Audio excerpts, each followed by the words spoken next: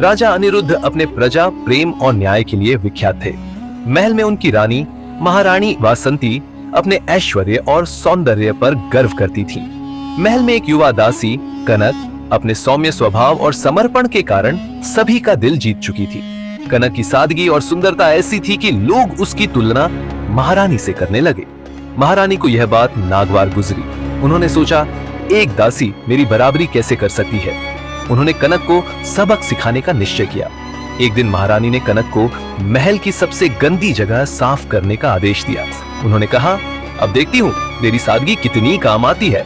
कनक ने बिना किसी शिकायत के काम शुरू कर दिया। उसकी लगन और धैर्य को देखकर महल के अन्य लोग भी उसकी सराहना करने लगे। महारानी ने और अधिक क्रोध में आकर कनक को फटे पुराने कपड़े पहनने का आदेश दिया। लेकिन जब कनक ने वे कपड़े पहने तो उसकी सादगी और भी निखर उठी। महल के सभी लोग उसकी प्रशंसा करने लगे। एक दिन राजा ने सभा में कनक को बुलाया। उन्होंने देखा कि कनक न केवल सुंदर थी बल्कि उसकी बातें भी गहरी और प्रभावशाली थीं। जब राजा ने उससे पूछा, तुम इतने सम्मान की हकदार कैसे बनी? कनक ने उत्तर दिया, महाराज, सम्मान बाहरी सुंदरता से नहीं बल्कि सच्चे दिल और कर्मों से मिलता है। राजा ने घोषणा की कि कनक को महल में एक विशेष स्थान दिया जाएगा। ये सुनकर महारानी आंख बबूला हो गई। महारानी ने कनक को बुलाकर कहा, तूने मेरी महिमा और मेरा स्थान छीन लिया।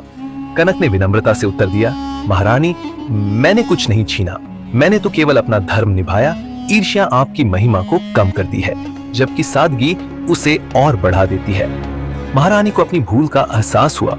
उन्होंने महसूस किया कि कनक की सेवा और निष्ठा ने ही उसे सबका प्रिय बनाया।